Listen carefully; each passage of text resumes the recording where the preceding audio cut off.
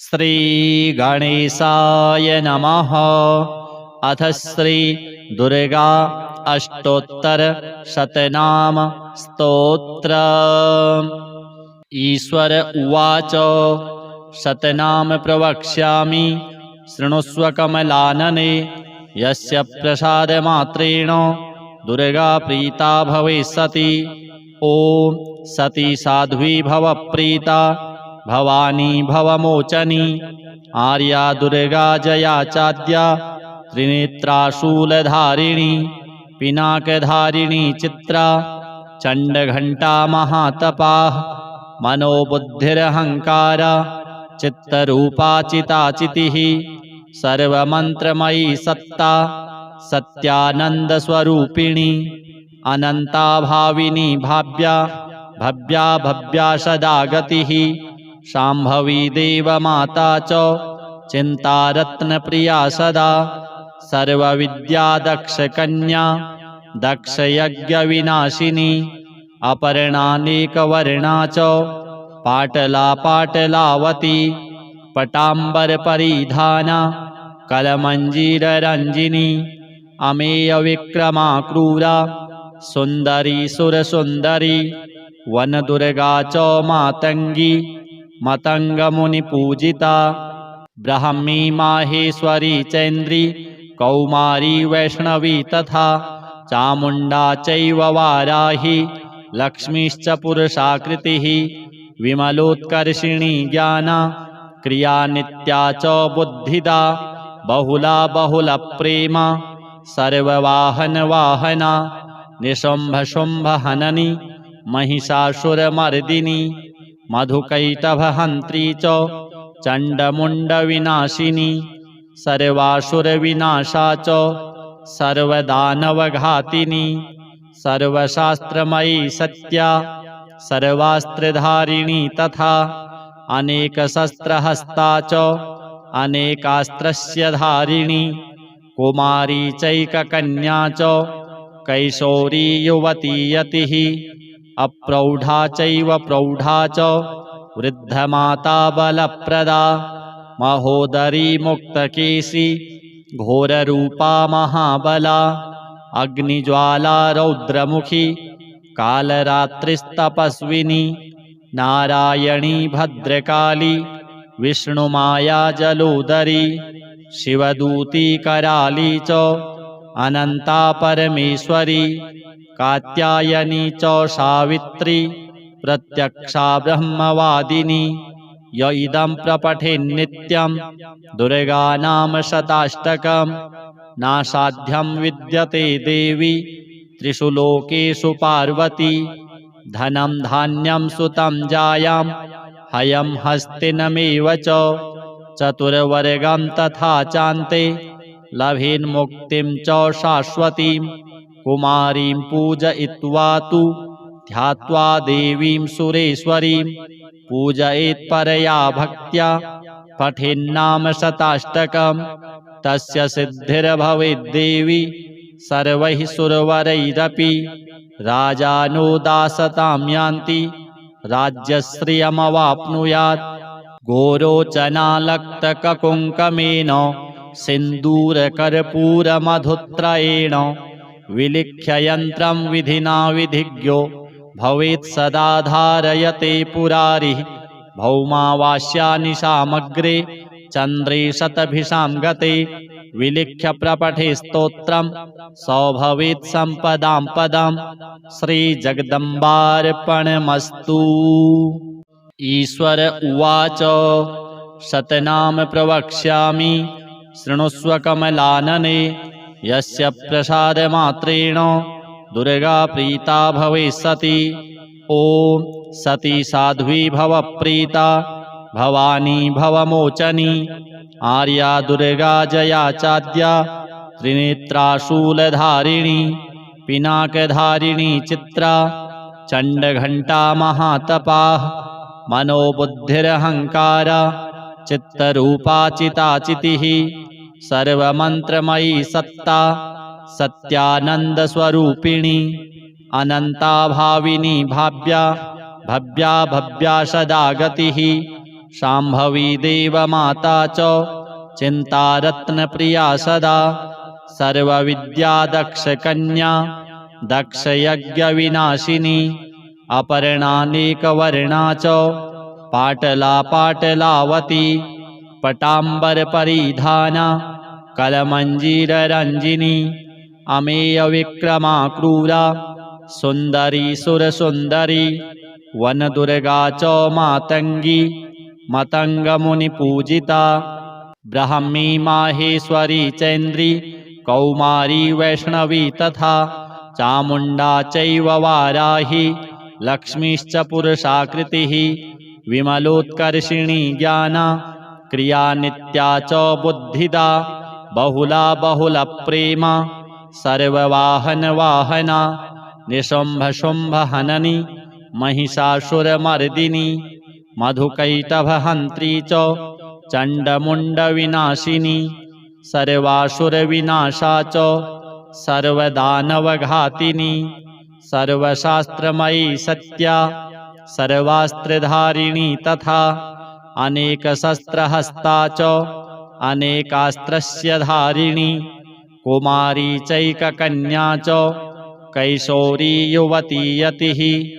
अप्रौढा चैव प्रौढा च वृद्धमाता बलप्रदा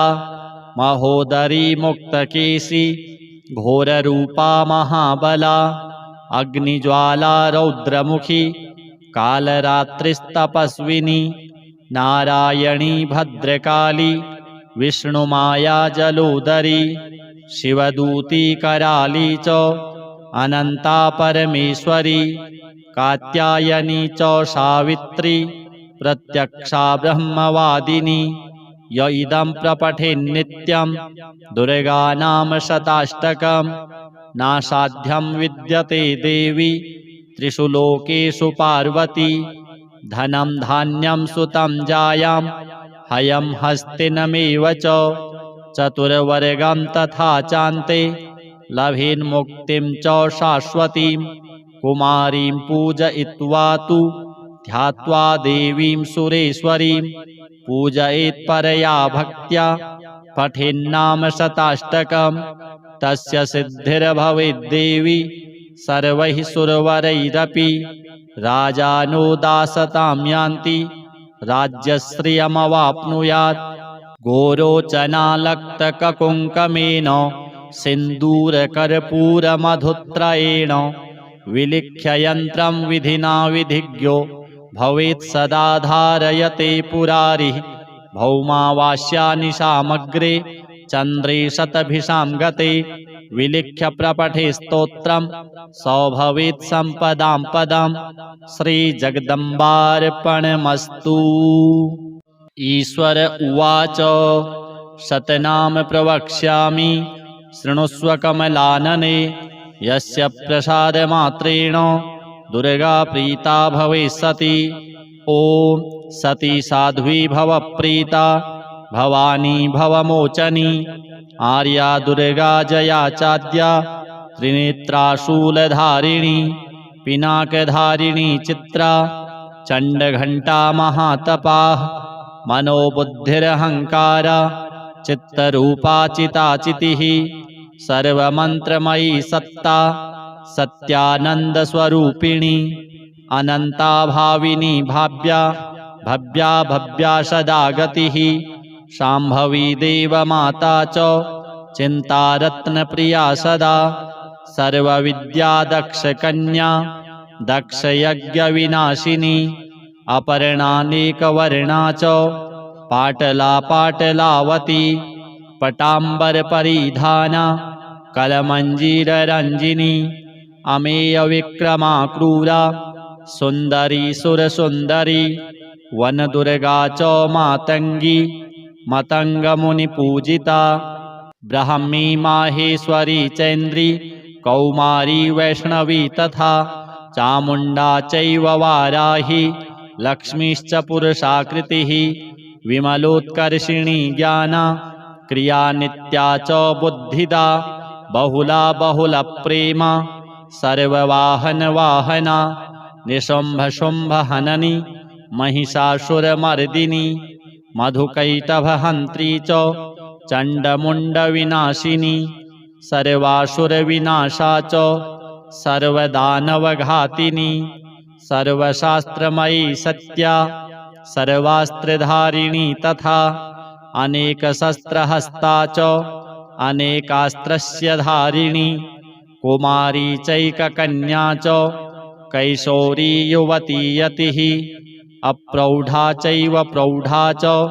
वृद्धमाता बलप्रदा महोदरी मुक्तकेशी घोररूपा महाबला अग्निज्वाला रौद्रमुखी कालरात्रिस्तपस्विनी नारायणी भद्रकाली विष्णुमाया जलोदरी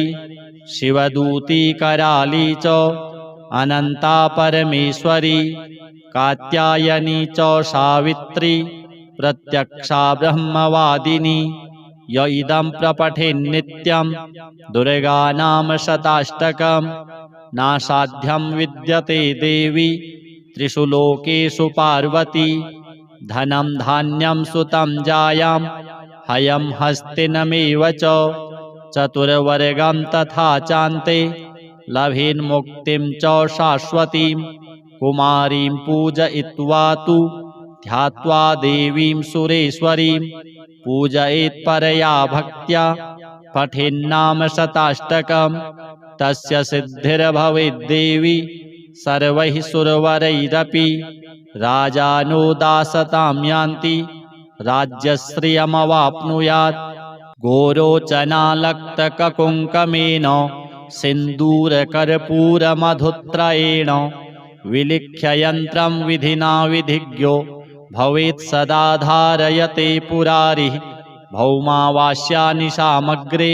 चन्द्रे शतभिषां गते विलिख्य प्रपठे स्तोत्रं स भवेत् सम्पदां पदं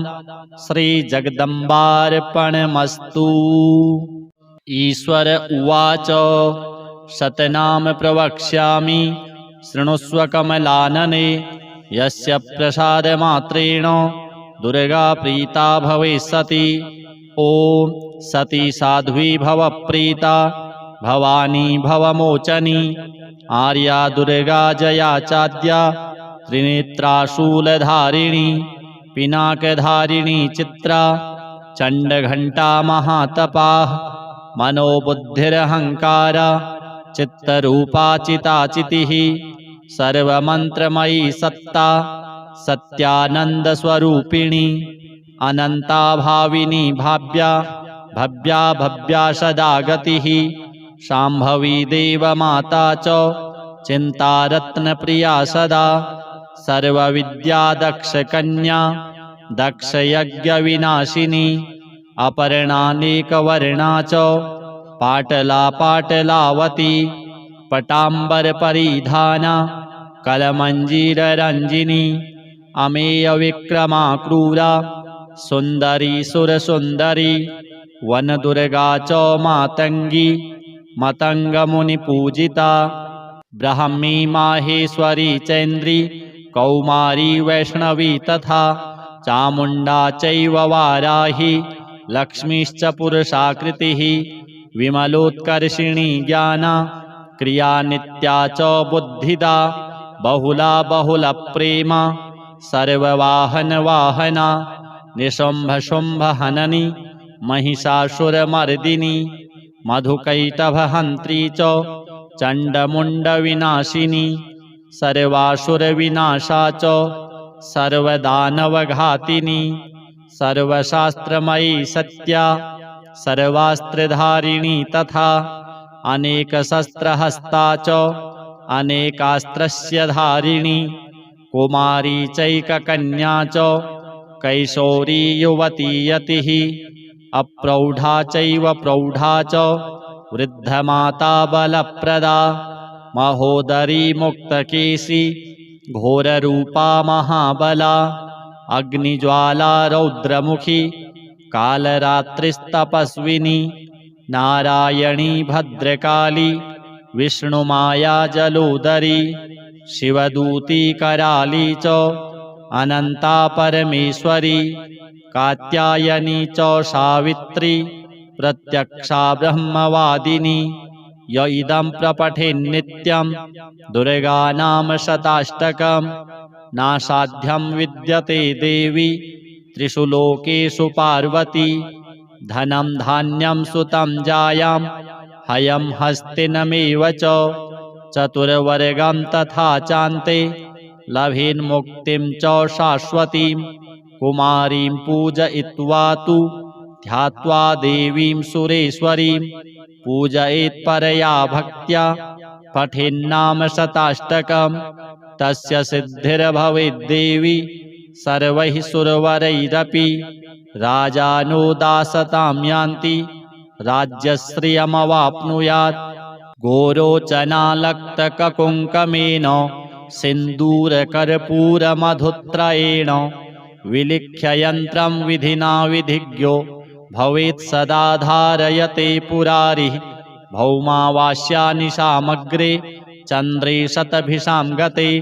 विलिख्य प्रपठे स्तोत्रं स भवेत् सम्पदां पदं श्रीजगदम्बार्पणमस्तु। ईश्वर उवाच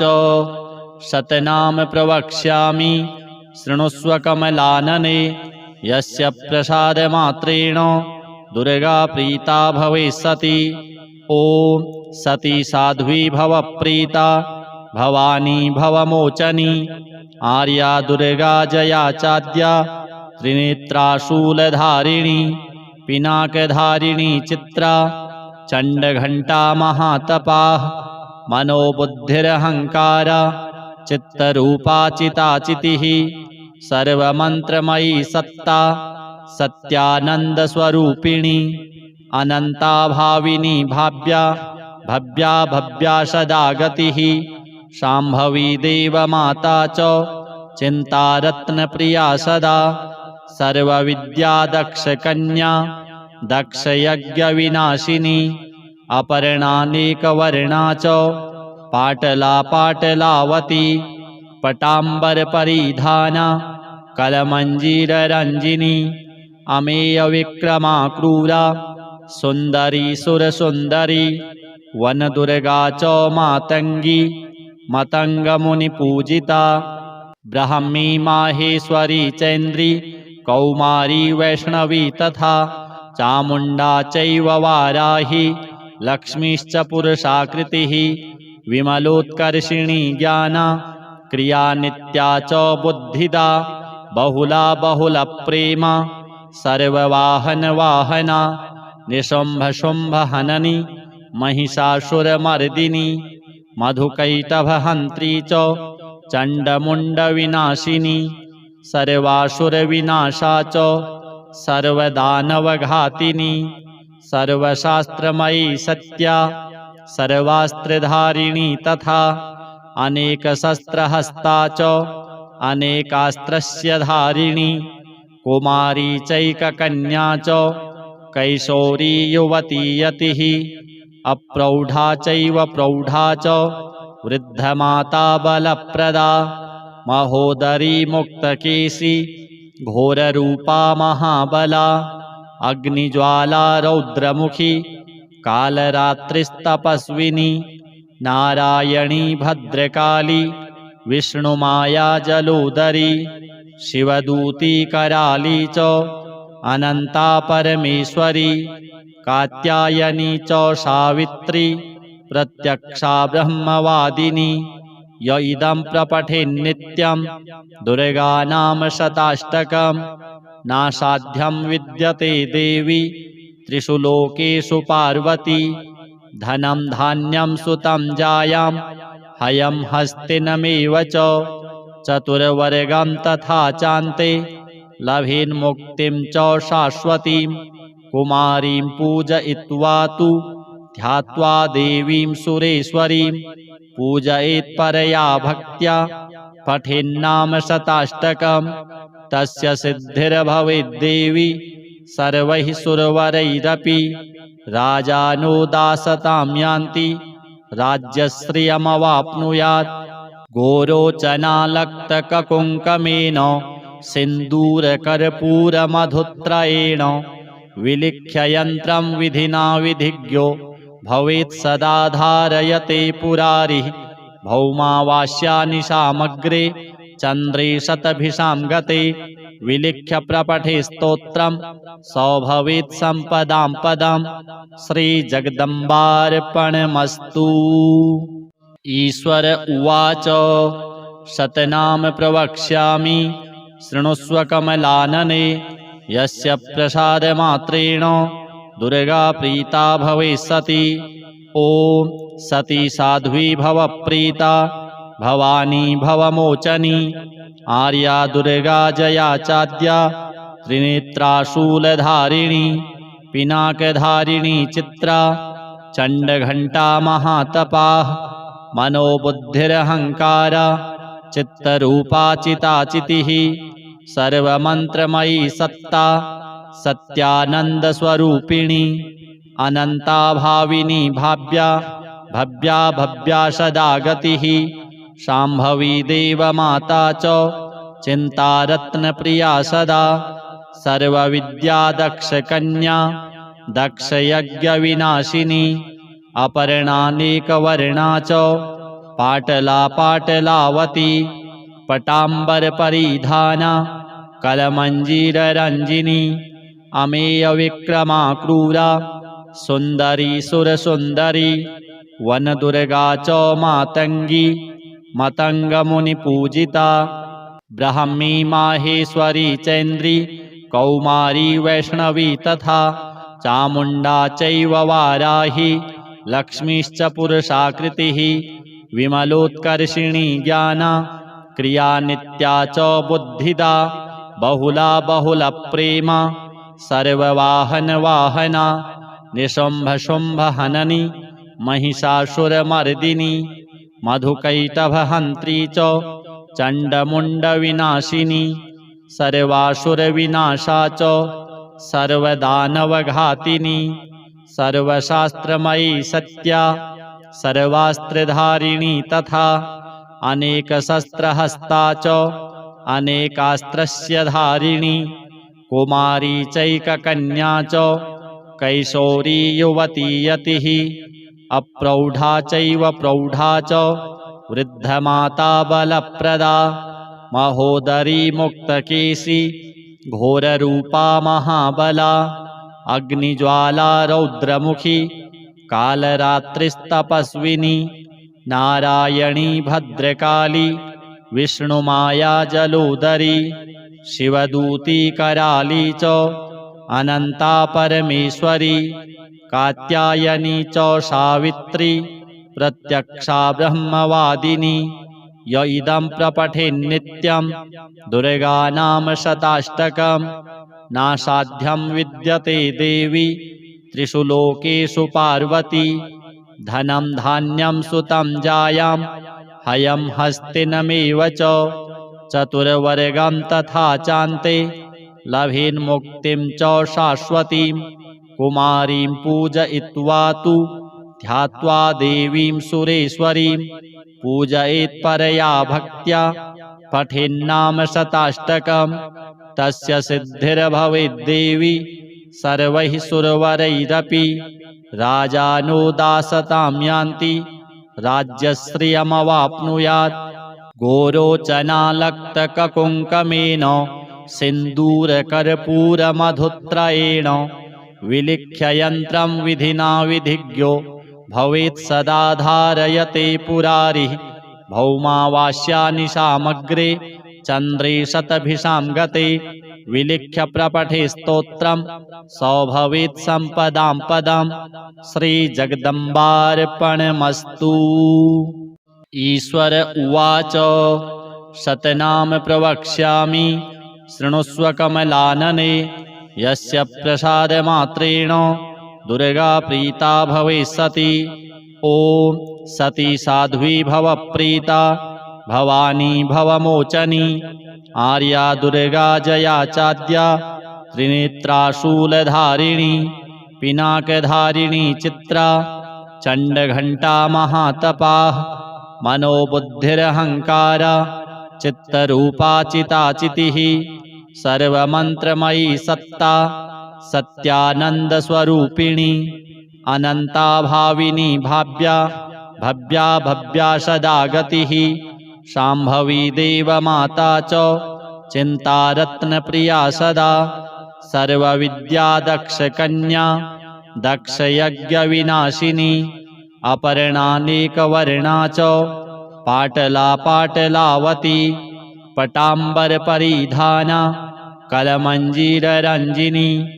अमेयविक्रमा क्रूरा सुन्दरी सुरसुन्दरी वनदुर्गा च मातङ्गी मतङ्गमुनिपूजिता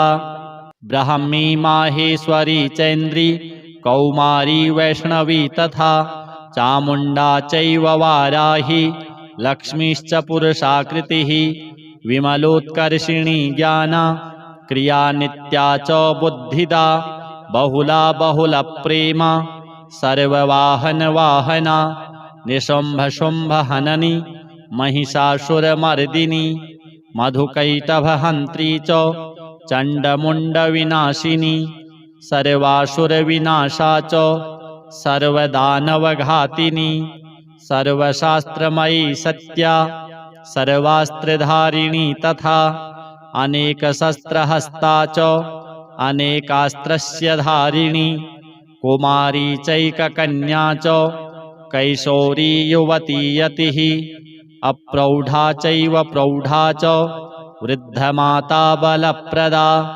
महोदरी मुक्तकेशी घोररूपा महाबला अग्निज्वाला रौद्रमुखी कालरात्रिस्तपस्विनी नारायणी भद्रकाली विष्णुमाया जलोदरी शिवदूती कराली च अनन्ता परमेश्वरी कात्यायनी च सावित्री प्रत्यक्षा ब्रह्मवादिनी य इदं प्रपठेन्नित्यं दुर्गानाम शताष्टकं नासाध्यं विद्यते देवी त्रिषु लोकेषु पार्वती धनं धान्यं सुतं जायां हयं हस्तिनमेव च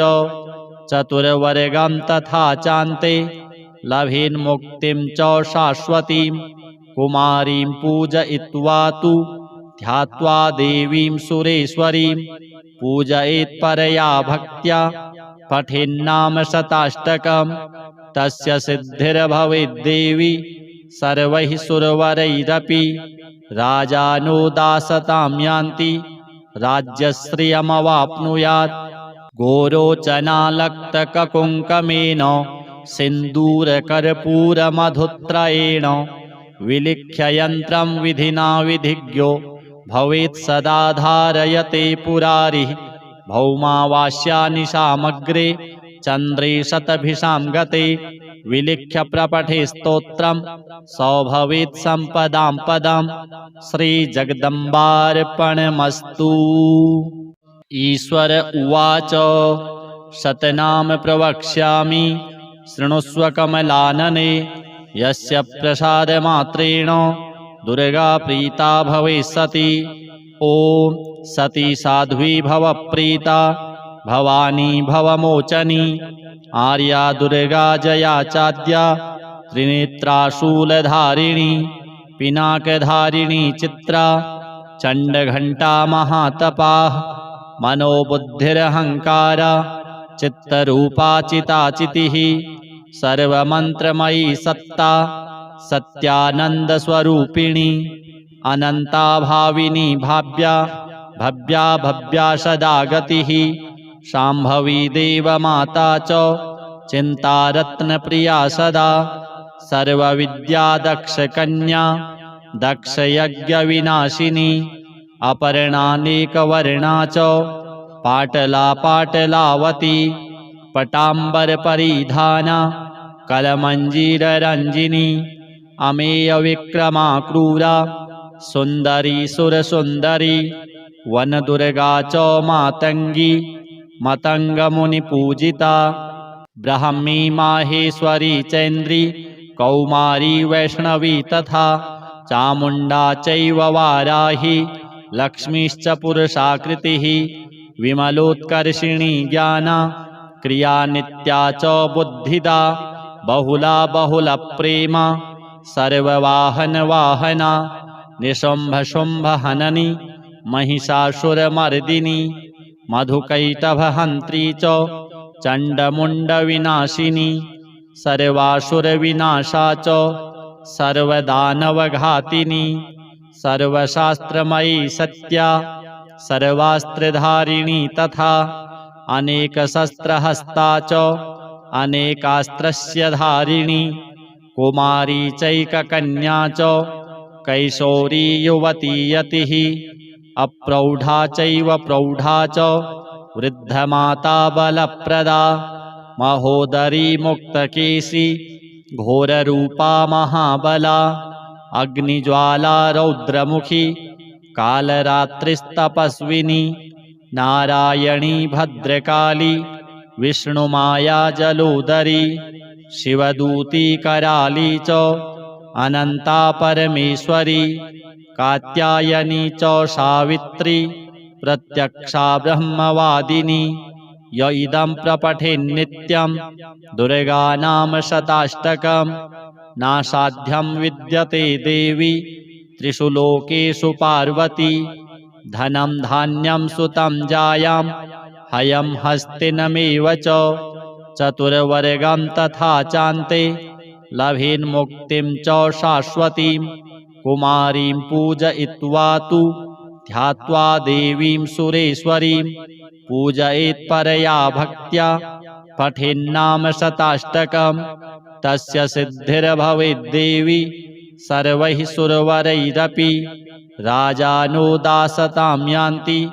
राज्यश्रियमवाप्नुयात् गोरोचनालक्तककुङ्कमेन सिन्दूरकर्पूरमधुत्रयेण विलिख्य यन्त्रं विधिना विधिज्ञो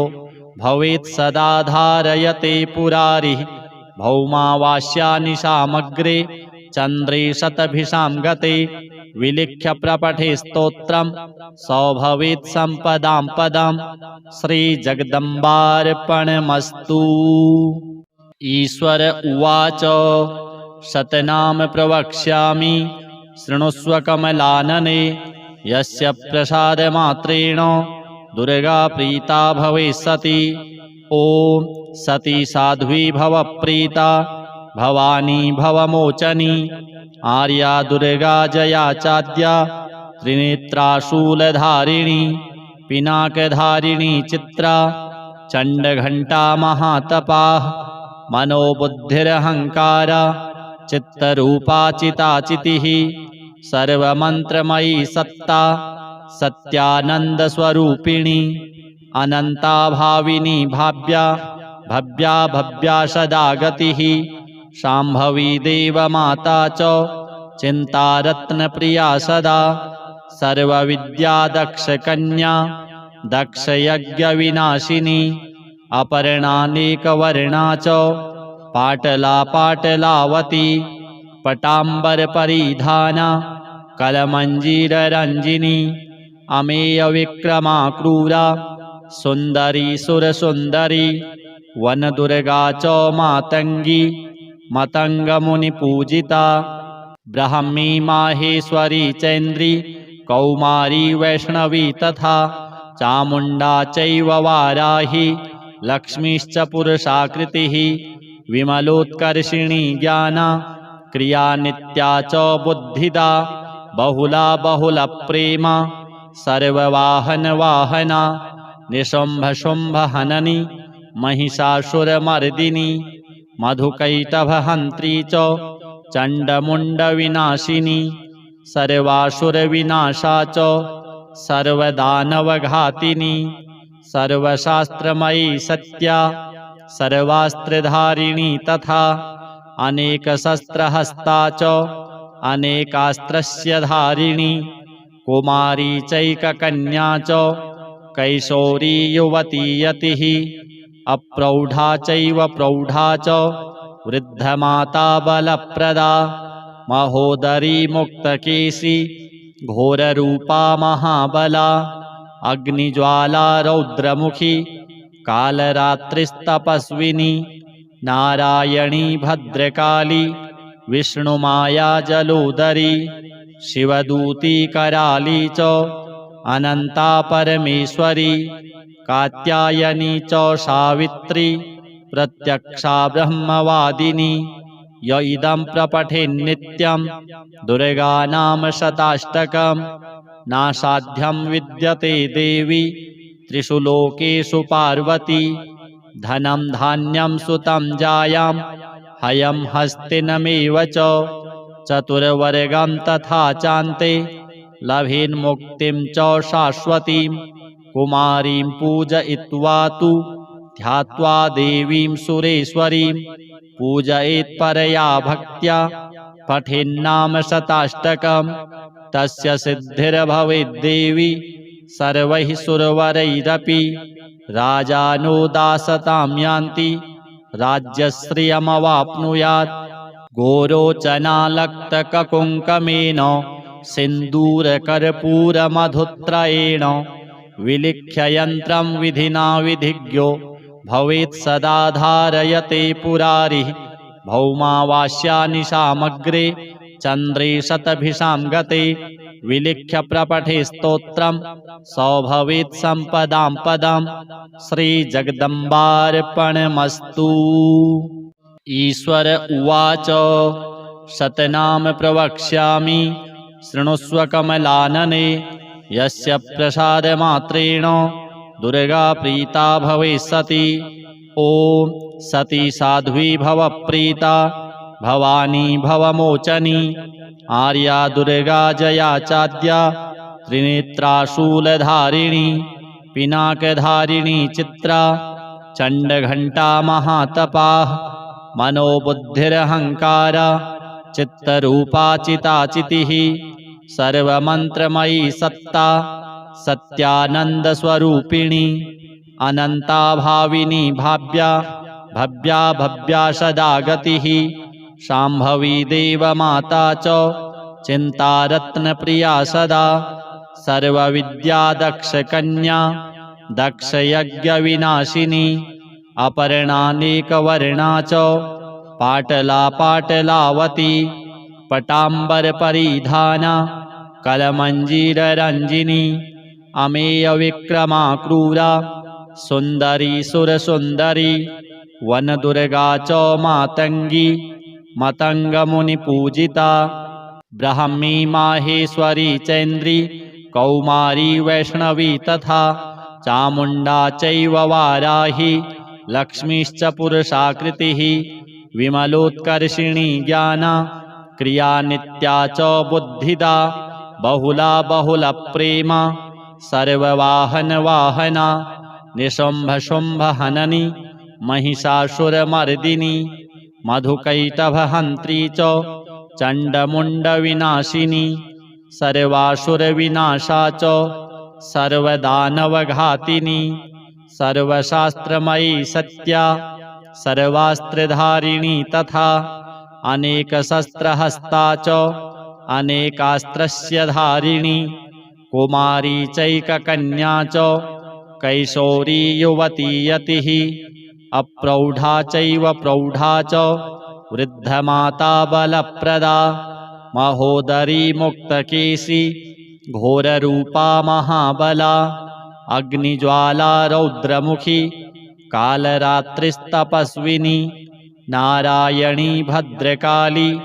विष्णुमाया जलोदरी शिवदूती कराली च अनन्ता परमेश्वरी कात्यायनी च सावित्री प्रत्यक्षा ब्रह्मवादिनी य इदं प्रपठेन्नित्यं दुर्गानाम शताष्टकं नासाध्यं विद्यते देवी त्रिषु लोकेषु पार्वती धनं धान्यं सुतं जायां हयं हस्तिनमेव च चतुर्वर्गं तथा चान्ते लभेन्मुक्तिं च शाश्वतीं कुमारीं पूजयित्वा तु ध्यात्वा देवीं सुरेश्वरीं पूजयेत्परया भक्त्या पठेन्नाम शताष्टकं तस्य सिद्धिर्भवेद्देवी सर्वैः सुरवरैरपि राजानो दासतां यान्ति राज्यश्रियमवाप्नुयात् गोरोचनालक्तककुङ्कमेन सिन्दूरकर्पूरमधुत्रयेण विलिख्य यन्त्रं विधिना विधिज्ञो भवेत् सदा धारयते पुरारिः भौमावास्यानिशामग्रे